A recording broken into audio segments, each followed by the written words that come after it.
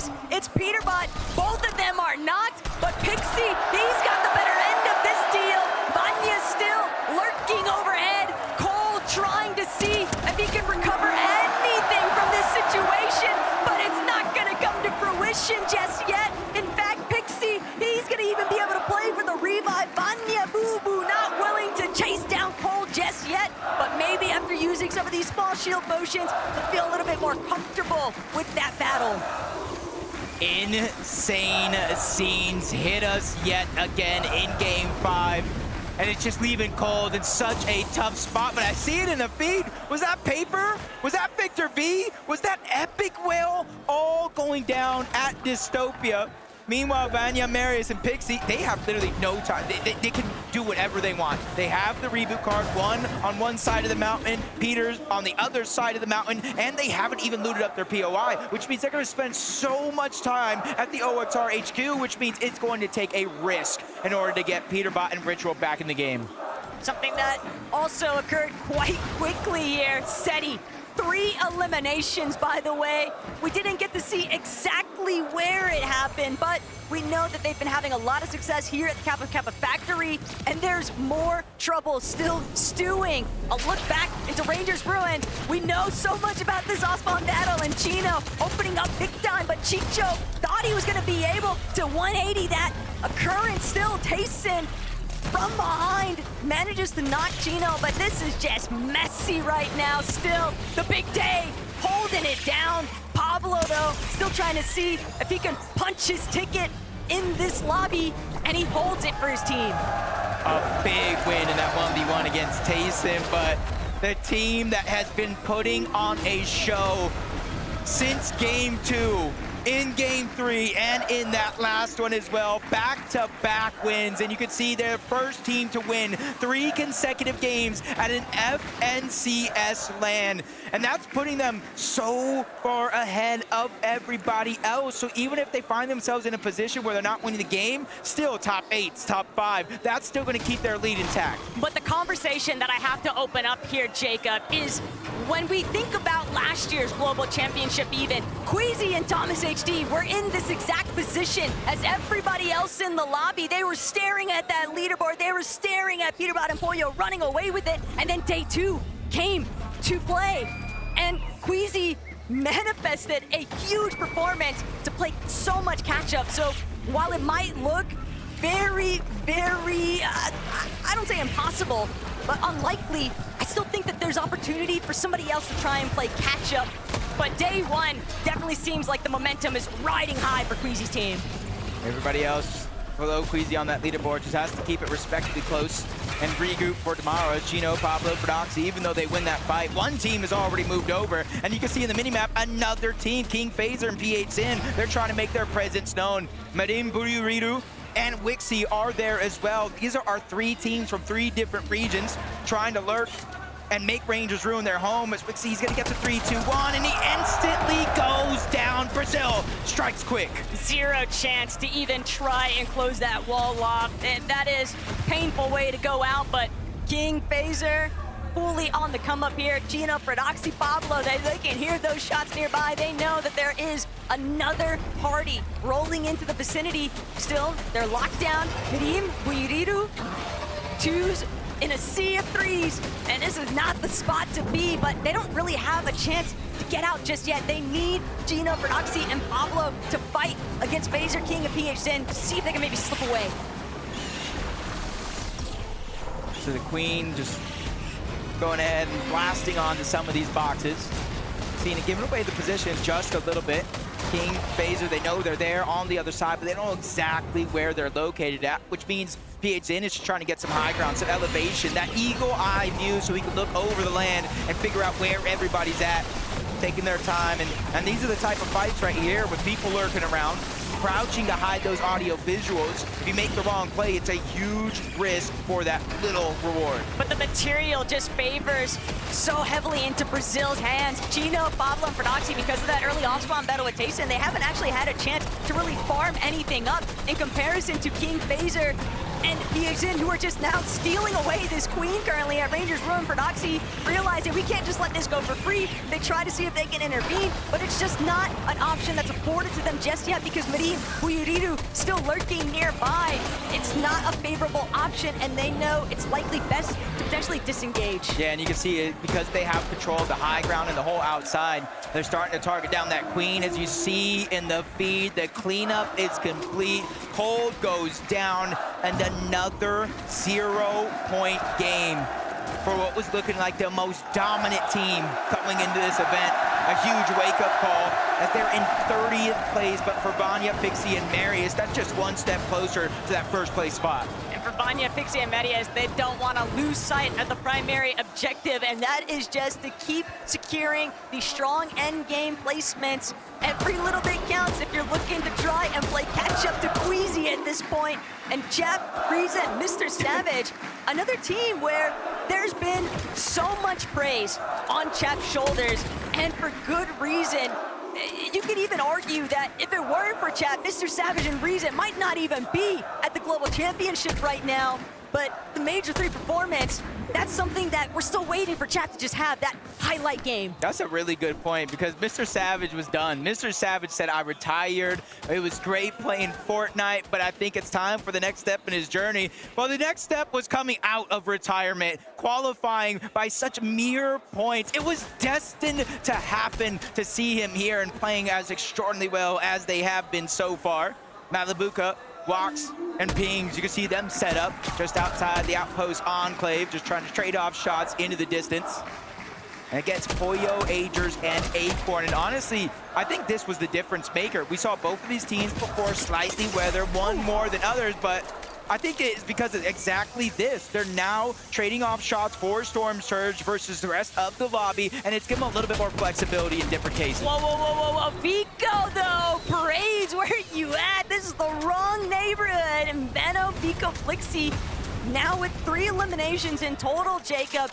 This is much more room to work with than what they've been afforded, and especially considering that Koyota eliminated Venouk very early on, but still, Vico, FLICZY cover the situation, and now look what Venouk's able to accomplish. A Minish clean wipeout there by Venouk. I think Venouk needs to keep playing like he has a chip on his shoulder, almost something to prove. The contested drop is not going to be easy for anybody, but if you can find a way, come out and have games like this and really make them count, like we kind of saw between Tayson and Fortnite to start the day in games 1 and 2. Just got to be able to keep that momentum up.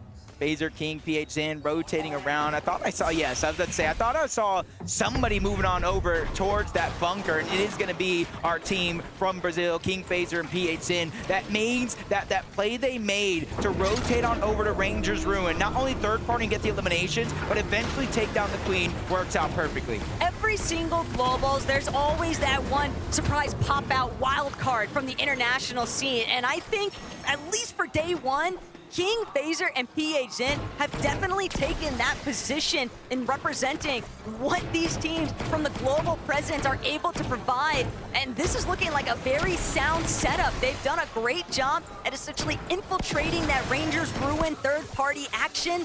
And it's caused such a dominoes effect across the map. It changes so much of how the game is played when Fortnite, Pablo, and Chino aren't able to just conveniently take their third-party options and all those surprise pop-up performances, finding those eliminations, intercepting teams on their loop path rotates. I like this play me out. Curly, Reed, and Cooper, they haven't had the best luck finding teams to trade shots off with in the distance, and now they have to do something different, go box to box, play a little bit more aggressive. Curly's doing just that. Forced saw it out, but they trade shots. Luckily for him, his teammates are there to save the day. Curly gets the elimination. Siphon is what he needed most in that moment, and now they get the loot. You see the extra splashes and that full loadout that they're kind of able to change things in and out.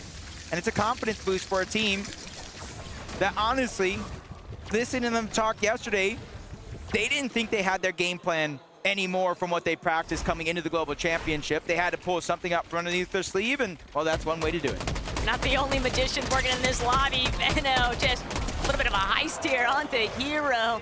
Tries to take that launch pad instead of punish for it, and Vico following up. This is exactly why you don't want to give Venouk any space.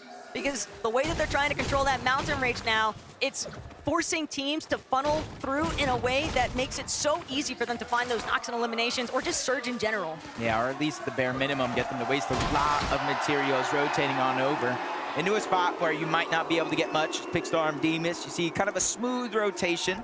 Not too many players near them yet in the distance either, so they can focus on one thing and one thing only, getting to where they need to be. As we take a look at Rapid, Kanata, and Bolts, they started the day off with a big win. I think it was around like 101, maybe 104 points. Since then, it's been anything but perfect, but this is the real test, especially for somebody like Kanata, where I was talking about how different he looked coming into this event. Now we get to see what are you truly made of. But they're still within striking range of top 3 within day 3. They haven't had, you know, the craziest day ever after, especially after what we witnessed in game 1. We're definitely maybe looking for Kanata, Rapid Bolts to keep seeing how consistent they could be, but until they find a way to replicate that game 1 performance, things are going to continue to get more and more difficult as everybody starts to find a better grasp, a better idea of where they want to go to try and find any little bit of placement points to put them inside of a better position for day 1 closure. Again, I talked about Acorn, Foyo A, just going back to what has worked best coming into the Global Championship. That's kind of setting up one of those bases. You have an abundance of heals at the Demon's Debris. You just got to figure out a way to utilize them. It's like Clicks, Higgs, and Iamzo rotating south from Supernova Academy.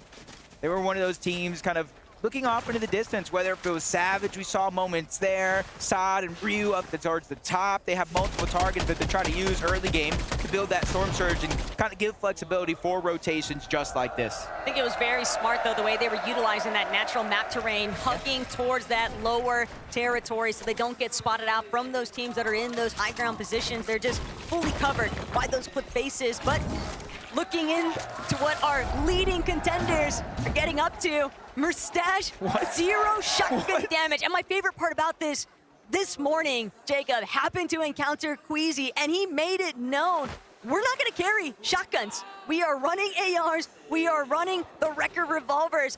And you know what? With what they're doing, with the way that they're playing height, they're not giving anybody the luxury or the option to even try and challenge them on height. They don't have to do anything up close and personal, because if it does come down to that, they still got those Wrecker revolvers to work with, which is basically just a pistol shotgun in the first place. How do you win back-to-back games with 0 shotgun damage? I am blown away, but that's a testament of how good they are actually playing, and the consistency is out of this world.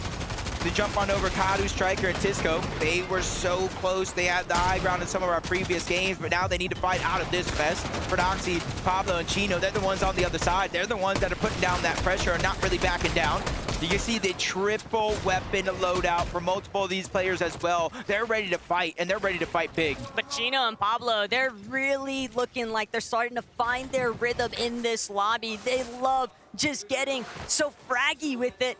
It's going to be a little bit of a hold, though, by Striker, Kadu, and Tisco, while Prodoxy takes this opportunity to heal back up. A little bit too pinched there, but Chino, he just keeps battering away at Kadu, Striker, and Tisco, and that knock now means a separate approach. Prodoxy on the flank, Chino and Pablo on the front side, and Striker doing what he can to try and hold things down, but the walls are just so difficult to break through. He's hoping to find some form of an edit, some kind of right side peek. Striker, though, no shield. Pablo, Chino, Prodoxy, they are fully in control of this. That is until Pablo realizes it's Curly, it's Cooper, it's Reed right behind them. He doesn't have any options. They've just got to reconvene with each other. For Reed, Cooper, and Curly, there's no time like the present, and they're really trying to make these little seconds count. Able to clean up that 1 elimination, the extra loot, but most importantly, the Storm Surge that they're able to get. And since they're the team on the outside of this overall battle, they have the option if they want to disengage or keep putting pressure in this scenario. For Oxy and Chino, they have no other choice with or without that reboot card to try to get out and save what they have of this game. We kept talking about between them and Tayson off spawn, battling it out. You have to make sure if you win these games off spawn, you go as far into the end game with as many eliminations as possible. For Prodoxy and Chino, that maneuver by Reed, Curly, and Cooper, it's like getting an eyelash stuck in your eye. Just so annoying, but what can you do? Just the nature of the game here.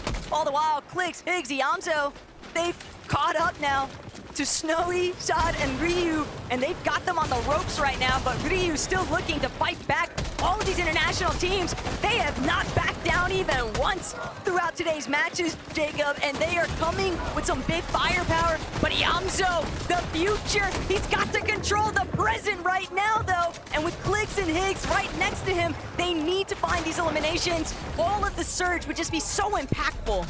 Yeah, you can see both of these teams in a relatively tough spot, forced to crouch down if they're on the low ground. Besides, Ryu, Snowy, they're trying to go for a lurch surprise attack. They're getting into the box in 2 different directions, but the third party is in, and they run out of material. Sod is in a tough spot, and it's going to continue to get tougher. Multiple players on that trio are out of materials overall, and Yamso finally dropping down. He's bringing the sun to a snowy day.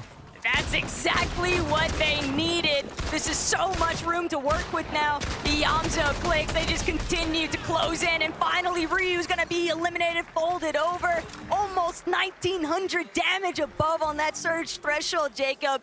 Perfect placement for these guys to be now. Can they convert it to the end game win that they've been seeking all day long? Yeah, and you can see just like that with those eliminations, they move up into a top 5 spot on the leaderboard. One more elimination away from top 4. One more elimination away from that, from a top 3 at the Global Championship. This is only game number 5, though. There's going to be 7 more games. 1 more today, 6 more tomorrow before we crown our best in the world at the Fortnite Global Championship. And this could be one of them. Savage, Chap, and Reason. I was talking about Destiny. We just got to figure out if it's theirs. And Mr. Savage, a couple of medkits to boot. Chap, Reason. They've also got the geysers just in case they need that quick stimmy of HP 30 shot. But Yuma, Rise, Koyota, a little bit of a hiccup at the starting point. Still managing to try and make it work. But Jacob, all of these teams, there's like a certain level of paranoia that starts to enter the closer and closer that everyone becomes, especially because we just know the high ground is where nobody has been able to really look towards. And yet, one more time, we're seeing a zone pull right towards Foxy Floodgate. And I almost have to, I just want to know, where is Queasy at? Because he's got to be close by. If I'm any person in this lobby, but Queasy, of course, I'm saying please pull north. Get away from these mountain ranges. Get away from that dip in Foxy Floodgate. And if you're a team that's realizing what's happening in this game, a very, very similar zone towards last game, you got to start to look at your materials. Do we have enough? If not, how are we going to get it? Some would say maybe a refresh, farming where you can if you're on the slow side of zone, but sometimes things like that aren't always possible. And you can see Pixdarm and Demas in that exact situation. Even though they're 356 above the damage threshold, you're seeing the side that they have to rotate in, Taco, stacked like pancakes. It's just so impressive to think that this is a team, this is their first land, and they're not playing anything like it. But Mr. Savage, Chap, they've now got to see if they can pull together here. Reason with the double revive, they bring him back up into the mix, but they still have such an uphill battle to tackle here because they're so far behind. And look at all these teams that are piled into the zone just in front of them. That edge is going to be tough to break into. Yeah, and that's why you see Sphinx and them trying to be the trolls underneath the bridge, a little bit of a safer rotation, talk about natural elements to try to use and crowd some of these shots. The 488, drastically below, almost need 3 straight eliminations. Savage is looking, but he's finding nothing but the lobby. Back they go, and a huge boost right there for Muzz, Shadow, and Sphinx, because they are relatively high up above, but it's the loot. You can see half of the fizz gone, half of the splash is gone, so that was a must. I think the bigger relief, though, for Muzz, Shadow, and Sphinx is that they know with Mr. Savage's team having been wiped, there's nobody behind them. So now they can push forward and just control that more uncontested area of the zone. Still need to be wary, though. Are catching glimpses of Kanata, Bolt, and Rabbit in the distance. And of course, Swizzy, Queasy, and Mustache steadily starting to scale their way up towards an elevated position, but there's several other teams nearby that have the same intentions. Yeah, if you guys see multiple teams in the distance, you got Thunderbolt striking down, that Storm Surge. Even though Swizzy, Queasy, Mustache don't exactly know those teams are below it, they will hear the shields crack. King's gonna go down, but Poyo is the one that's potentially stealing away those points. and maybe even the loot as it fully gets cleaned up. Swizzy, Queasy, Mustache put the full target down on a PH-in. He's just trying to get some of that loot from his fallen comrade. Do Swizzy and Mustache ever miss? No. The answer's gonna be no. Okay, No. PH-in eliminated. Mustache with another one. But that's actually gonna be the first one of this lobby. They've just been collecting so many eliminations throughout today's lobbies, Jacob. It's almost crazy to think that that's their first, but Queasy could be in trouble. Does manage to break away from where Bolts, Rapid, and Kanata are at, but Kanata, you know that he's scheming inside of this middle section. He wants to maybe try and set up for a pre-hit on their back target, but they know there's another team directly underneath them. And it's gonna be School and Southco caught off guard. They're not gonna be able to make that transition. Art still trying to press forward, but he's stuck in the corner. Art trying to fight back, but there's nowhere left to run, and Bolts finds that elimination. That is a lightning strike if I've ever seen one myself. Bolts taking down all 3 players of the NA West Major 2 champions, ArcSkull and Southco. And the thing about ArcSkull and Southco, I saw it for just a quick moment, they were below the damage threshold as well. So their aggression, even though they are picking up eliminations, isn't working out as good as they hoped. But it's still a damper for Kanata and Bolts. Bolts now losing all of his shields. Still, he'll have the opportunity to recover that, but it's the loss of Rapid that's really going to start impacting where Bolts and Kanata might end up here. Fortunately for them, Zone pulling a little bit away from those mountain faces, so as a duo, they can still look to break through the low ground, but Queasy, Mustache, Swizzy, Gentlemage going absolutely ballistic in this audience right now, and for good reason. Mustache said it, we're just gonna keep winning, and they've got 3 already at the international level, Jacob. A land historic event, and they're still looking to see if they can get more. We are literally watching the Queasy legacy in the making. Levin said it himself. The last time Queasy won 3 games in a row, he went on not only to win that major, but win 6 out of 12 games. Something that has never been done on that region of EU ever before and ever again. And this could be that moment in history that you look back at when you talk about how great Queasy actually is. It is all because of this, but there's still so many threats in their path. They just have to look up. They have to try to go for high ground and stop the plate trade. Clicks, Higgs, and Yamzo, they have been known to do it on NA Central. They just have to figure out how to do it here on the international stage. And they might have to deal with Pars, Baka, and Pump along the way. Yapko, Seti, Panzer, they've also done a rather excellent job at just maintaining consistent performances, and they're looking for yet another repeat here, trying to clear some space in that secondary height, but they know if they want their odds to turn this into a victory royale, they're gonna need more than just secondary height. Pump falls to Clicks. This is big time for XSET because they need to pop off here. Yeah, they truly are looking elite as a trio and taking the front side of the zone, something Yamzo knows to do best, but they have to be careful. Marius, Vanya, and Pixie, they're bouncing around with those crash pads, instantly climbing up that mountain, and that just means better positioning right away, and that gives them that luxury to look back and see all these other players rotate through. He's peeking through the stair. He sees Acorn, Agers, and Pollo, but it's not ready to go for it just yet, and nobody has even had an opportunity to look up. They're attached at the backside of zone. They're attached right in the middle. It's not even going to be easy when somebody eventually does. But that's the problem. Nobody else can actually make their way up towards the high ground because Swizzy, Queasy, and Mustache refuse to budge. They just keep shutting down every single opportunity, forcing these teams to converge onto each other as iDrop now trying to see if he can collect an elimination there, a knock, anything. He needs a massive refresh here, but it's Pixie who finds Hottie, Marius, Pixie, and Vanya now looking to see what more they can seek out. 4 eliminations so far into the top 12. Placement points are flying in. Half of them, at least at the top 8, is Venouk, Vico. They're in that line of path. Marius looking up for only a quick second, not really focusing on the Queasy up above. It's probably too hard. You see the materials being drained right out of their inventory. Everybody else feeling the same thing, forcing Yamzo, Higgs, and Clicks to drop down low. The blessing is they're in the front side of zone, so they have a little bit more to work with. But the control from Queasy, Swizzy, and Mustache on the high ground, Jacob, they're forcing all of these teams to swap players to ultimate low, and with that in mind, Mustache, Queasy, Swizzy, just non-stop berating. These teams are forced, they're looking up, they're looking down, they're trying to find refreshes, but they have no breathing room. They are being suffocated right now by height.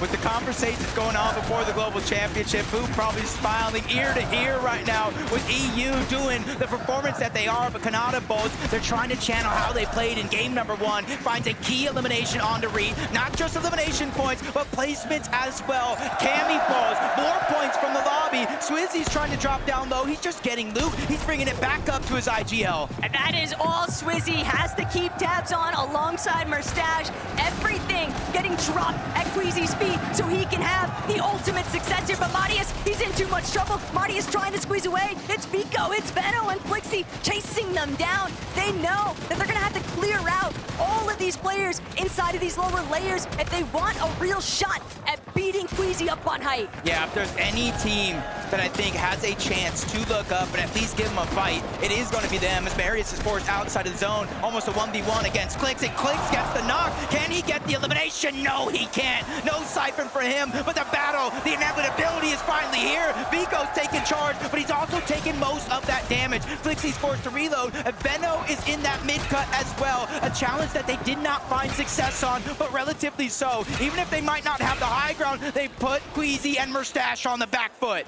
And that's the problem, Queasy, Mustache, they could still tank a little bit of zone here just because of that exotic viz, but at the same time, Vico, Venouk, FLICKZY, they're now trying to remind everybody this might be Queasy's tourney so far, but we still want to take the from that. Mustache finding the biggest elimination of the Venouk, the siphon carrying him forward, the hopes of Gentleman now resting on his shoulders. FLICKZY trying to hang, but FLICKZY wins it all, shutting down the dream here for Queasy. Venouk saying it all, anything you can do, I can do better. We talked about the 6 of 12. It was with that man right there, Venouk, with Vico and FLICKZY by his side.